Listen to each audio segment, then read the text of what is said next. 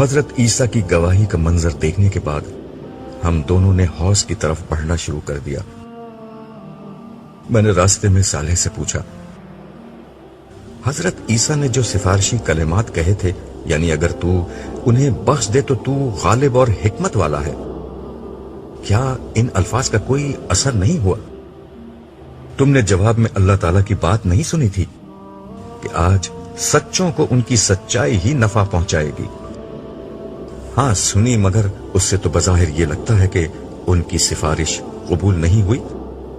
نہیں، ایسا نہیں ہوا۔ اللہ تعالیٰ نے اپنا قانون واضح کر دیا ہے۔ قانون یہ ہے کہ پیغمبر کی لائی ہوئی تعلیم کو سچ تسلیم کرنا اور اپنے عمل سے اس کی تصدیق کرنا کامیابی اور نجات کی بنیادی شرط ہے۔ اللہ تعالیٰ کی بات کا مطلب یہ تھا کہ جس کسی نے یہ بنیادی شرط پوری کر دی، اس کے ساتھ اللہ تعالیٰ اب درگزر کا معاملہ کریں گے۔ یعنی جو غلطیاں ایسے لوگوں سے ہوتی رہیں اور انہوں نے ان پر توبہ اور اصلاح نہیں کی، ان پر اللہ تعالیٰ اپنی رحمت سے گرفت نہیں کر رہے۔ ہر نبی اپنی امت کی اسی طرح دبے لفظوں میں سفارش کر رہا ہے اور کرے گا، مگر اس کے نتیجے میں سرے دست صرف اتنی ہی رعایت مل رہی ہے۔ اس وقت کوتاہیاں معاف ہو رہی ہیں، جرائم نہیں، اور یہ کوتاہیاں جنہیں معمولی سمجھ کر توبہ نہیں کی گئی تھی، بہرحال اسی طرح کی خواری کا سبب بنی ہیں جو تمہاری بیٹی لیلا کو اٹھانی پڑی تھی۔ باقی جن لوگوں نے ہمہ وقت ایمان و عمل صالح اور توبہ اور اصلاح کا مستقل رویہ اختیار کیے رکھا، وہ تو اول وقت ہی سے عافیت میں ہیں، اور جن لوگوں نے مستقل نافرمانی اور بڑے گناہوں کی راہ اختیار کی، وہ اس وقت بدترین سختی کا شکار ہیں۔ یہ گفتگو کرتے ہوئے ہم ایک ایسی جگہ آ گئے جہاں فرشتے لوگوں کو آگے بڑھنے سے روک رہے تھے۔ صالح میرا ہاتھ تھامے ان کے قریب چلا گیا۔ اسے دیکھتے ہی فرشتوں نے راستہ چھوڑ دیا۔ ہم ذرا دور چلے تو ایک جھیل سی نظر آنے لگی۔ اسے دیکھتے ہی صالح بولا، یہی حوض کوثر ہے۔ میں نے کہا، مگر یہاں رسول اللہ صلی اللہ علیہ وسلم تو نہیں؟ وہ آگے کی طرف ہیں، ہم دوسری سمت سے داخل ہوئے ہیں۔ میں تمہیں اس کا تفصیلی مشاہدہ کرانا چاہ رہا تھا، اسی لیے یہاں سے لایا ہوں۔ صالح کی بات پر میں نے غور کیا تو معلوم ہوا کہ یہ عام معنوں میں کوئی حوض نہیں ہے۔ میں نے قدرے تعجب کے ساتھ صالح سے کہا، یار یہ تو جھیل بلکہ شاید سمندر جتنا بڑا ہے، جس کا دوسرا کنارہ مجھے نظر ہی نہیں آتا۔ ہاں یہ ایسا ہی ہے، تم دیکھ نہیں رہے کتنے سارے لوگ اس کے کنارے کھڑے پانی پی رہے ہیں؟ اگر کوئی چھوٹا موٹا حوض ہو تو فوراً ہی خالی ہو جائے گا۔ اس نے ٹھیک کہا تھا، یہاں ہر جگہ بہت سارے لوگ موجود تھے۔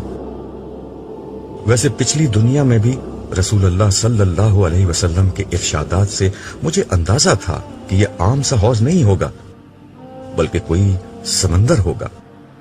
بلکہ حضور کے ارشادات سے مجھے خیال ہوتا ہے یہ وہی جگہ ہے جہاں پچھلی دنیا میں عرب و افریقہ کو جدا کرنے والا بحر احمر یعنی ریڈ سی بہتا تھا۔ میں نے اپنے اس اندازے کا اظہار صالح سے کیا تو وہ بولا، بڑی حد تک یہ اندازہ ٹھیک ہے۔ زمین پھیل کر گرچہ بہت بڑی ہو چکی ہے، مگر یہ کم و بیش وہی جگہ ہے۔ اس کا مطلب ہے کہ میدان حشر سرزمین عرب میں برپا ہو رہا ہے۔ ہاں تمہارے اندازے ٹھیک ہیں۔ میں خاموشی سے سوچنے لگا، کیسا وقت تھا وہ جب دنیا آباد تھی، لوگ اس وقت دنیا کے ہنگاموں میں گم تھے۔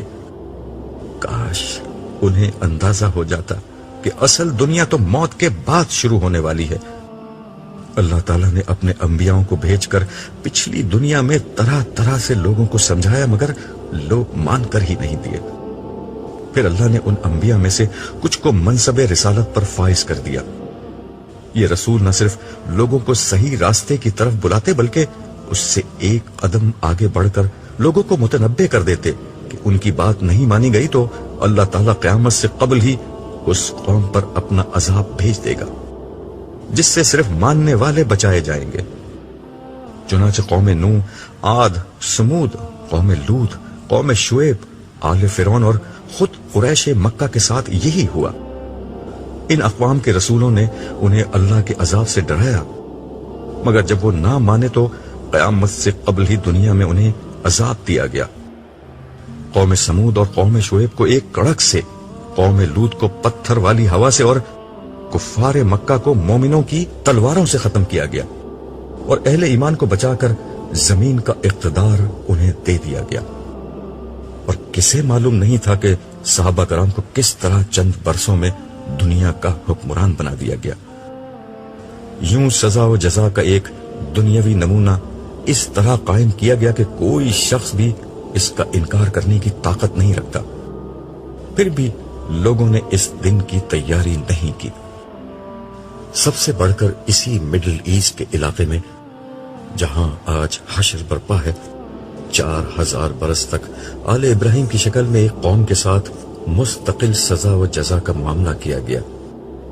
اولاد ابراہیم کی 2 شاخوں یعنی بنی اسماعیل اور بنی اسرائیل کے ساتھ اللہ کا قانون یہ رہا کہ اگر وہ فرما برداری کرتے تو خدا کی رحمت انہیں دنیا میں نوازتی، اور نافرمانی کرتے تو دنیا میں قومی حیثیت میں سزا پاتے۔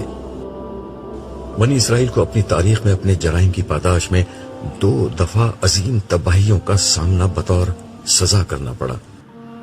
ایک دفعہ عراق کے بادشاہ بخت نصر کے ہاتھوں اور دوسری دفعہ رومی جنرل ٹائٹس کے ہاتھوں ان پر تباہی نازل کی گئی۔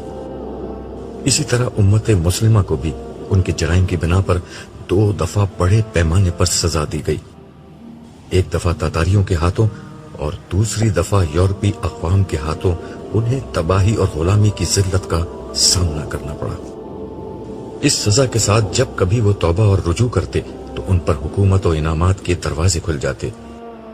اس کی ایک مثال وہ تھی جب تاتاریوں کے ہاتھوں مکمل تباہی کے بعد مسلمانوں نے ان تک اسلام کا پیغام پہنچایا تو تھوڑے ہی عرصے میں برباد شدہ مسلمان دوبارہ دنیا کی عظیم سپر پاور بن گئے۔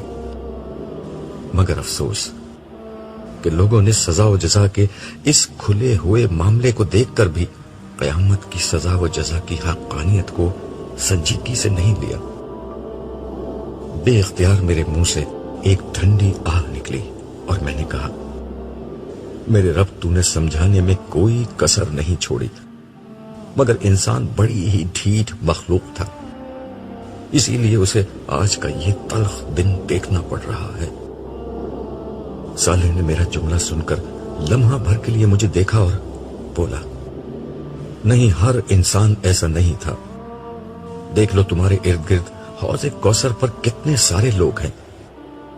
میں نے اس بات میں سر ہلایا مگر کچھ بولا نہیں۔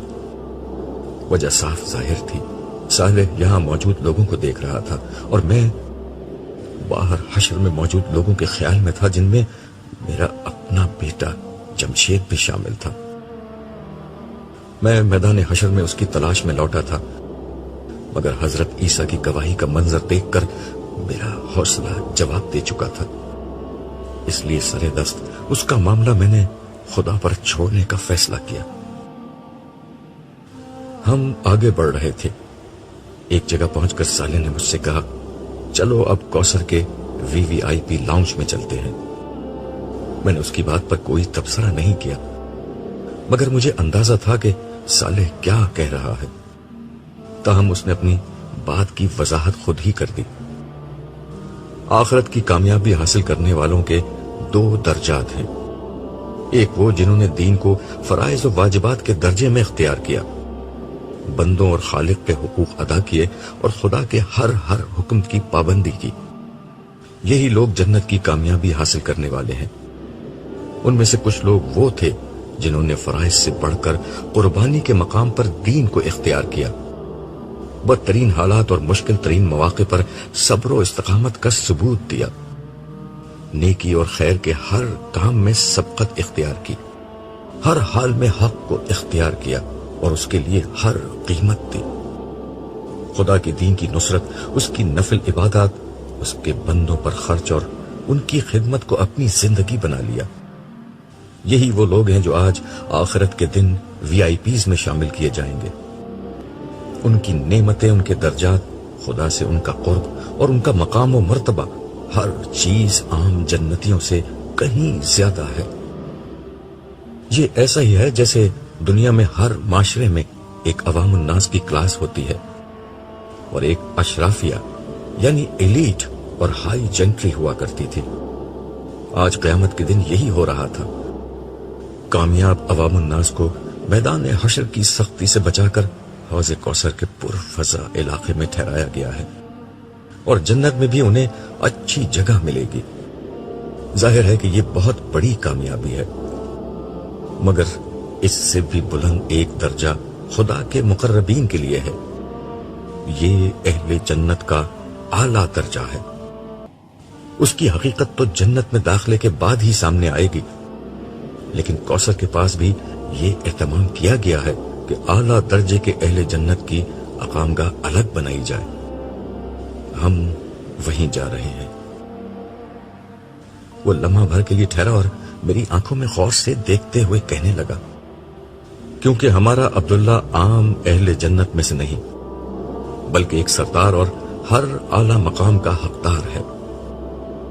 میں نے اس کی بات سن کر اپنا سر جھکا دیا۔ ہم ایک ایسی جگہ داخل ہوئے جہاں کا حسن شاید الفاظ کی گرفت میں نہیں آ سکتا تھا۔ جھیل کا برف کی مانند سفید اور بے آمیز پانی زمین کے فرش پر چاندنی کی طرح بچھا ہوا تھا۔ جھیل کی سطح پرسکون اور ہموار تھی، اور اس کو دیکھنے سے ہی نگاہوں کو عجب طرح کی تسکین مل رہی تھی۔ جھیل کے کنارے ایسے چمکدار موتیوں کے بنے ہوئے تھے جو اندر سے خالی تھے۔ کنارے کے پاس انتہائی دبیز اور ملائم قالین بچھے ہوئے تھے، جن پر چلتے ہوئے تلووں کو ناقابل بیان راحت مل رہی تھی۔ ان پر شاہانہ اور آرام دہ نشستیں موجود تھیں۔ شیشے سے زیادہ شفاف میزوں پر سونے اور چاندی کے گلاس ستاروں کے مانند جگمگا رہے تھے۔ جھیل سے ایسی مہک اٹھ رہی تھی جس سے مشام جہاں معطر ہو کر رہ گئے۔ میں نے ایک نشست سنبھالتے ہوئے سالے سے پوچھا، یہ اتنی اچھی خوشبو کہاں سے آ رہی ہے؟ حوض کی تہ میں جو مٹی ہے وہ دنیا کی کسی بھی خوشبو سے زیادہ معطر ہے، اسی کا یہ اثر ہے۔ سالے نے جھیل سے ایک گلاس بھرا اور میرے سامنے رکھتے ہوئے کہا، مزے کرو۔ میں نے ایک گھونٹ لیا۔ دنیا میں نے اس کی صرف تشبیہات سنی تھی، دودھ، شہد وغیرہ، مگر یہ ان سب سے کہیں زیادہ بہتر مشروب تھا۔ گرچہ میں پہلے بھی جام کوثر پی چکا تھا، مگر اس ماحول میں پینے کا مزہ ہی کچھ اور تھا۔ باہر میشر میں سخت اور چل چلاتی دھوپ تھی، مگر یہاں شام کے جھٹپٹے کا منظر تھا۔ ٹھنڈی خنک اور سبک ہوا چل رہی تھی، بالکل سورج ڈوبنے سے پہلے کا سما محسوس ہوتا تھا۔ سفید آسمان پر شفق کسی لالی چھائی ہوئی تھی۔ یہ شفق کہیں گہری سرخ تھی، کہیں نارنجی اور کہیں زرد۔ آسمان کے یہ رنگ جھیل کے سفید پانی پر اپنا عکس یوں پھیلائے ہوئے تھے کہ گویا کوئی گوری چٹھی دوشیزہ سر پر رنگ برنگا دوپٹہ پھیلائے ہوئے ہو۔ بلا شبہ یہ ایک انتہائی دلکش اور خوبصورت منظر تھا۔ میں نے ارد گرد نظر ڈالی۔ مجھے یہ بالکل کسی پکنک پوائنٹ کا منظر لگ رہا تھا۔ لوگ ٹولیوں میں تنہا تنہا اور اپنے اہل خانہ کے ہمراہ اس جھیل یا حوض کے کنارے کھڑے اور بیٹھے اور آپس میں خوش گپیاں کر رہے تھے۔ سب لوگ بے حد خوش اور مسرور نظر آتے تھے۔ ان کے چہروں پر پھیلا سکون و اطمینان یہ بتانے کے لیے کافی تھا کہ ان لوگوں نے پالا مار لیا ہے۔ یہ موت، دکھ، بیماری، غم اور تکلیف کے ہر امکان سے دامن چھڑا کر ابدی اور سچی خوشی کے سامنے آ کھڑے ہوئے تھے۔ ختم نہ ہونے والی کامیابی، مان نہ پڑنے والی خوشی، کم نہ ہونے والی لذتیں، فنا نہ ہونے والی زندگی اور واپس نہ لی جانے والی آسائشیں آج ان کے قدموں میں تھی۔ کتنی کم محنت کر کے کتنا زیادہ صلہ ان لوگوں نے پا لیا تھا۔ اس کامیابی کا جشن مناتے ہوئے ان کے قہقہوں کی آوازیں دور دور تک سنی جا رہی تھی۔ ان کے چہروں کی مسکراہٹیں ہر طرف بہار بن کر چھا رہی تھی۔ انہیں دیکھ کر مجھے اپنے بیوی بچوں کا خیال آیا۔ صالح نے میرا خیال میرے چہرے پر پڑھ لیا اور بولا، آؤ چلو لگے ہاتھوں تمہیں تمہارے گھر والوں سے بھی ملوا دیتے ہیں، انہیں بھی یہیں بلوا لیا گیا ہے۔ مجھے سب سے پہلے لیلا نے دیکھا، وہ باقی گھر والوں کے ساتھ حوض کے کنارے ایک نشست پر بیٹھی تھی، مگر شاید اس کی متلاشی نگاہیں مجھے ہی ڈھونڈ رہی تھیں۔ اس نے مجھے دور سے دیکھ لیا تھا۔ وہ نشست سے اٹھی اور دوڑتی ہوئی میرے پاس آئی اور مجھ سے لپٹ گئی۔ وہ کچھ بول نہیں رہی تھی، بس روئے جا رہی تھی۔ میں دیر تک اس کا کندھا تھپکتا رہا، پھر میں نے اسے خود سے جدا کیا اور اس کی شکل دیکھنے لگا۔ میں نے آخری دفعہ جب اسے میدان حشر میں دیکھا تھا تو وہ وہاں بہت بدحال تھی، مگر اب میری بیٹی پریوں کی مانند حسین لگ رہی تھی۔ اسے یوں دیکھ کر میں نے بے اختیار اللہ تعالیٰ کی اس رحمت کا شکر ادا کیا جس کی بنا پر آج وہ مجھ سے آ ملی تھی۔ میں نے اس سے کہا، لیلا، مصیبت اور تکلیف کے دن ختم، اب خوشی اور راحت ہمیشہ تمہارا مقدر رہے گی۔ اتنے میں باقی لوگ بھی میرے پاس آ چکے تھے۔ میری دیگر دو بیٹیاں عارفہ اور عالیہ دونوں ہمیشہ کی طرح خوبصورت لگ رہی تھیں، جبکہ میرا چھوٹا بیٹا انور اپنی ماں کا ہاتھ پکڑے کھڑا تھا۔ میں نے سارے بچوں کو گلے لگایا، پھر ان سے کہنے لگا، میرے بچوں، مجھے تم پر فخر ہے۔ تم نے دنیا کی رنگینیوں کے اوپر اپنے رب کے وعدوں کو ترجیح دی۔ تم نے حقیر دنیا کے عارضی فائدوں کو چھوڑ کر ہمیشہ کی زندگی کا انتخاب کر لیا۔ آج تمہاری ابدی کامیابی کا دن ہے۔ آؤ اس دن کی کامیابی کا آغاز جام کوثر ایک ساتھ پی کر کریں۔ یہ کہتے ہوئے میں قریبی موجود ایک نشست پر بیٹھ گیا۔ باقی لوگ بھی میرے ارد گرد بیٹھ گئے۔ میں نے بیٹھتے ہی لیلا سے کہا، بیٹا میں تمہاری روداد سننا چاہتا ہوں، مگر پہلے انور، عالیہ، عارفہ، تم بتاؤ، تم لوگ خیریت سے اپنی ماں تک پہنچ گئے تھے؟ تینوں نے ایک ہی جواب دیا کہ وہ اول وقت ہی سے محفوظ تھے اور مختلف فرشتوں نے روز حشر کے آغاز ہی پر انہیں بحفاظت عرش کے سائے تلے پہنچا دیا تھا۔ ان کے بعد لیلا بولی، ابو میں نے بہت مشکل وقت دیکھا ہے۔ میں سور کی آواز سن کر جب قبر سے نکلی تو عجیب وحشت کا عالم تھا۔ سب لوگ ایک ہی سمت بھاگے جا رہے تھے۔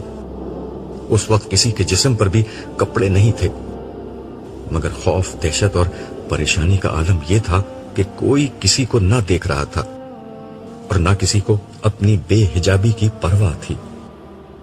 میں نے آپ سب لوگوں کو بہت تلاش کیا، مگر آپ لوگوں کا کوئی اتا پتہ نہ تھا۔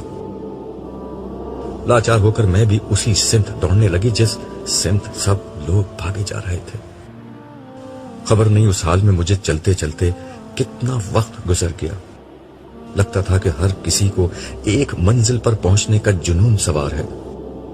لوگ دہشت زدہ تھے، پریشان تھے، مگر مجبور تھے کہ ایک ہی سمت بھاگتے چلے جائیں۔ میں نے اس کی بات کاٹ کر کہا، یہ سور اسرافیل کا اثر تھا کہ ہر شخص میدان حشر کی طرف دوڑنے پر خود کو مجبور پاتا تھا۔ لوگ دنیا کے کسی حصے میں بھی تھے، مگر سب کا رخ ایک ہی سمت کر دیا گیا تھا۔ جی ہاں ابو، آپ ٹھیک کہہ رہے ہیں، سب لوگ ایک ہی سمت میں جا رہے تھے۔ چلتے چلتے میرے پاؤں میں چھالے پڑ گئے، ان سے خون نکلنے لگا۔ تھکن سے جسم ٹوٹ رہا تھا، مگر اندر کوئی چیز تھی جو رکنے نہیں دیتی تھی۔ پیاس کے مارے حالت خراب تھی، مگر پانی کا قطرہ تک کہیں نہیں ملا۔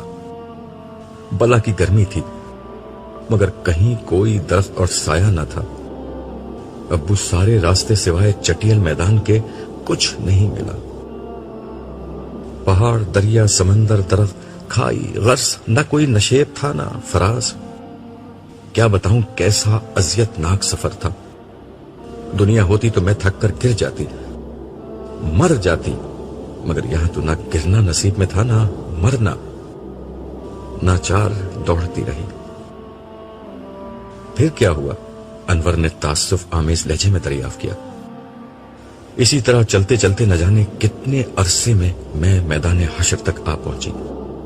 مگر یہاں ایک دوسری مصیبت انتظار کر رہی تھی. ہر جگہ عجیب خوفناک فرشتے گھوم رہے تھے. ان کی شکل دیکھ کر ہی ڈر لگ رہا تھا. میرے ساتھ تو انہوں نے کچھ نہیں کیا، مگر دوسروں کو وہ بے دردی سے مار رہے تھے. مگر مار پیٹ کا یہ منظر دیکھ کر ہی میری جان نکلی جا رہی تھی. آسماں تمہیں کہاں ملی؟ میں نے دریافت کیا. وہ بھی میدان حشر میں مجھے ایک جگہ روتی پلکتی مل گئی. ابو وہ بڑے ناز و نعم میں پلی ہوئی لڑکی تھی. اس کی حالت دیکھ کر تو میں اپنی پریشانی بھول گئی. اس کے بعد ہم دونوں ساتھ ساتھ رہے کہ کچھ حوصلہ بلند رہے. مگر آپ سے ملنے کے بعد اس کا حوصلہ اور نجات کی امید بالکل دم توڑ گئی. عالیہ نے پوچھا، آخری دفعہ وہ تمہیں کہاں ملی تھی؟ جب سجدے کا حکم ہوا تھا میں سجدے میں چلی گئی. اس وقت وہ میرے برابر میں تھی، مگر وہ سجدے میں نہیں جا سکی. وہ دنیا میں ہمیشہ یہی کہتی تھی کہ اللہ کو ہماری عبادت، ہماری نماز کی کوئی ضرورت نہیں. اگر ہے بھی تو وہ بہت معاف کرنے والا ہے، وہ ہمیں بھی معاف کر دے گا. وہ روزہ یہ کہہ کر چھوڑتی تھی کہ میری خوبصورت جلد خراب ہو جائے گی. تم سجدے سے اٹھی تو وہ کہاں تھی؟ عارفہ نے پوچھا. وہ میرے برابر ہی میں تھی، مگر جب اللہ تعالیٰ نے حکم دیا کہ ہر 1000 میں سے 999 لوگوں کو الگ کیا جائے تو فرشتے اسے گھسیٹتے ہوئے میرے پاس سے لے گئے. پھر مجھے حساب کتاب کے لیے اللہ تعالیٰ کے حضور پیش کر دیا گیا. وہاں کیا ہوا؟ اس دفعہ نائمہ نے دریافت کیا. مجھے تو لگ رہا تھا کہ اب اللہ تعالیٰ میری نامہ اعمال میرے بائیں ہاتھ میں پکڑا کر مجھے عذاب کے فرشتوں کے حوالے کر دیں گے. مگر میں قربان جاؤں اپنے رب کی رحمت کے. اس نے بڑا کرم کیا. مجھ سے ایمان، عبادات کے متعلق سوالات ہوئے. میں نے بتا دیا کہ میں ہر بات پر ایمان رکھتی تھی اور ساری عبادات بھی کرتی تھی. ہر موٹے موٹے اخلاقی معاملات، صلہ رحمی اور حقوق العباد کا سوال ہوا. میں نے ان کا جواب بھی دے دیا. اس کے بعد مجھے یہ اندیشہ ہوا کہ اللہ تعالیٰ عام زندگی میں کی جانے والی نافرمانی اور گناہوں سے متعلق متعین سوال نہ کر لیں. لیکن اس کے بعد انہوں نے مجھ سے کوئی سوال ہی نہیں کیا. اس پر میں نے کہا، لیلا بیٹا، اگر اللہ تعالیٰ تم سے اگلا سوال کر لیتے تو تم ماری جاتی. وہ جس کو معاف کرنے کا فیصلہ کر دیتے ہیں اس سے کوئی ایسا سوال نہیں کرتے جس کا جواب نفی میں آنا یقینی ہو. یہ کام صرف ان لوگوں کے ساتھ ہونا ہے جن کو پکڑنا مقصود ہوتا ہے. انہوں نے تم سے صرف وہ پوچھا جس کا صحیح جواب تمہارے نامہ اعمال میں موجود تھا. باقی تمہارے گناہ گرچہ نامہ اعمال میں موجود تھے مگر انہوں نے جان بوجھ کر نظر انداز کر دیے. ہاں ابو، انہوں نے ایک بات مجھ سے آخر میں کہی تھی، وہ یہ کہ تم عبداللہ کی بیٹی ہو، تمہیں تو اس کے ساتھ ہی ہونا چاہیے.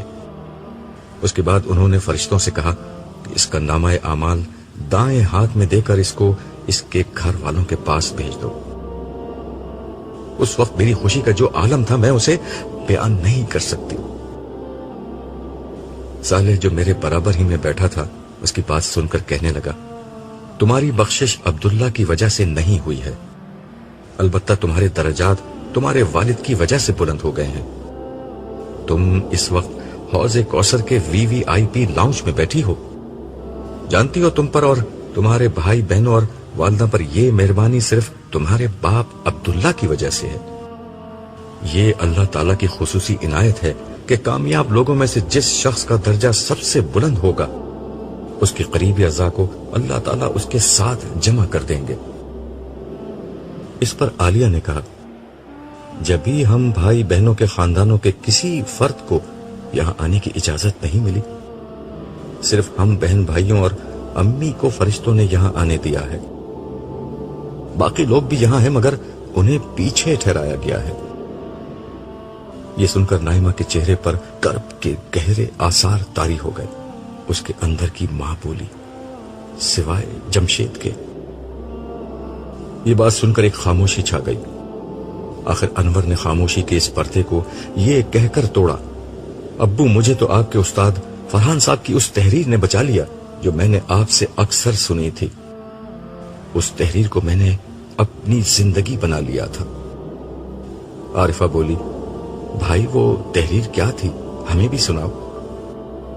انور نے آنکھیں بند کی اور بولنے لگا، ہمارے دور کے مصلحین لوگوں کے اندر سے ترقی کی اس فطری خواہش کو ختم کرنا چاہتے ہیں، جبکہ خدا ایسا نہیں کرتا۔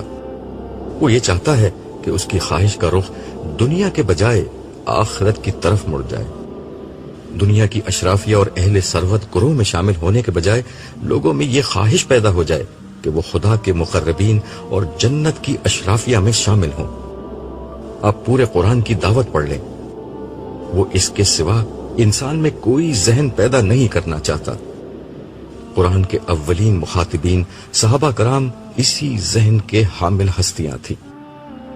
ابو بکر و عمر کا انفاق، عبد الرحمن و عثمان کی سخاوت اور علی و ابو ذر کی سادگی آخرت پر اسی ایمان کے مختلف مظاہر تھے۔ آخرت پر ایمان آدمی میں جو تبدیلی لاتا ہے، اسے سمجھنے کے لیے قرآن کی اس آیت کو ملاحظہ فرمائیے۔ تم لوگوں کو جو کچھ بھی دیا گیا ہے وہ محض دنیا کی زندگی کا سامان اور اس کی زینت ہے، اور جو کچھ اللہ کے پاس ہے وہ اس سے بہتر اور باقی تر ہے۔ کیا تم لوگ عقل سے کام نہیں لیتے؟ بھلا وہ شخص جس سے ہم نے اچھا وعدہ کیا ہو اور وہ اسے پانے والا بھی ہو، کبھی اس شخص کی طرح ہو سکتا ہے جسے ہم نے صرف حیات دنیا کا سر و سامان دے دیا ہو، اور پھر وہ قیامت کے دن سزا کے لیے پیش کیا جانے والا ہو؟ القصص 60 تا 61۔ آپ اندازہ کریں، جس شخص کے دل میں صرف اس ایک آیت پر پکا یقین ہو، اس کی زندگی کس طرح گزرے گی۔ ایسا شخص مال کماتے وقت خدا کی اس نافرمانی کا خطرہ نہیں مول لے سکتا جس کا نتیجہ جہنم کی آگ ہے۔ اس کے مال کا بہترین مصرف اپنی ضروریات پوری کر کے آخرت کی ابدی اور زیادہ بہتر زندگی کی آزمائش و زیبائش ہوگی۔ وہ دنیا میں کسی بھی نعمت کے حصول کے لیے آخرت کو کبھی خطرے میں نہیں ڈالے گا۔ وہ دنیا کے گھر سے پہلے آخرت کے گھر کی فکر کرے گا، اور دنیا کی گاڑی سے پہلے آخرت کی سواری کی سوچے گا۔ اخلاق باختہ عورتوں کے اریاں اور نیم اریاں وجود پر نگاہ ڈالنے کی وقتی لذت کے لیے وہ ان حوروں سے محرومی گوارا نہیں کرے گا جن کا چاند چہرہ، حسن دلکش اور ابدی شباب کبھی نہیں ڈھلے گا۔ گھر والوں کی ضروریات اور خواہشات اسے کبھی کسی ایسے راستے پر نہیں لے جا سکتی جو آخرکار جہنم کی دہلیز تک جا پہنچتا ہو۔ بیوی بچوں سے اس کی محبت اسے مجبور کرے گی کہ وہ انہیں بھی جنت کے راستوں کا مسافر بنائے، ان کی تربیت کرے، انہیں وقت دے، انہیں بتائے کہ جینا تو صرف آخرت کا جینا ہے، کامیابی تو صرف جنت کی کامیابی ہے، یہ دنیا دھوکے کے سوا کچھ نہیں۔ جہاں ہم سے پہلے بھی بے گنتی لوگوں کا امتحان ہوا اور ہمارا بھی امتحان ہو رہا ہے، چند برسوں کی بات ہے، نہ ہم رہیں گے نہ امتحان کے یہ صبر آسمان لمحے۔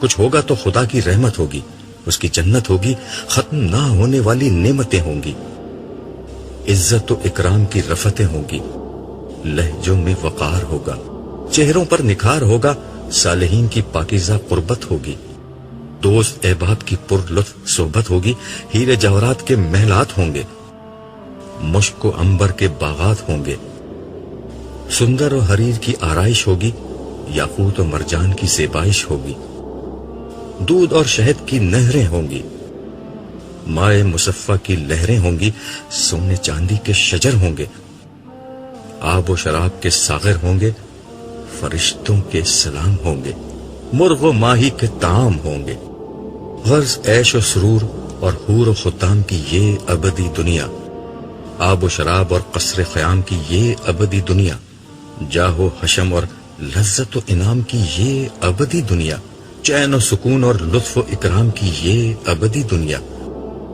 وہ دنیا ہوگی جہاں کوئی دکھ نہ ہوگا، کوئی غم نہ ہوگا، کوئی مایوسی نہ ہوگی، کوئی پچھتاوا نہ ہوگا، کوئی محرومی نہ ہوگی، کوئی محدودیت نہ ہوگی۔ بد نصیب وہ نہیں جسے فانی دنیا نہیں ملی، بدنصیب وہ ہے جسے یہ ابدی دنیا نہیں ملی۔ اس آخری بات پر انور کی آواز بھرا گئی۔ اسے شاید اپنے بھائی جمشید کا خیال آ گیا تھا، مگر اسے معلوم نہ تھا اس نے یہ تحریر سنا کر میرے لیے جمشید کے صدمے کے ساتھ میرے استاد فرحان صاحب کا صدمہ بھی جمع کر دیا ہے۔ میں نے دل میں سوچا، شاید میدان حشر میں بھی ہمیں کچھ نہ کچھ غم دیکھنے ہی ہیں۔ یہ صرف جنت ہی ہے جہاں داخلے کے بعد ہر غم اور ہر پریشانی ہمیشہ کے لیے ختم ہو جائے گی۔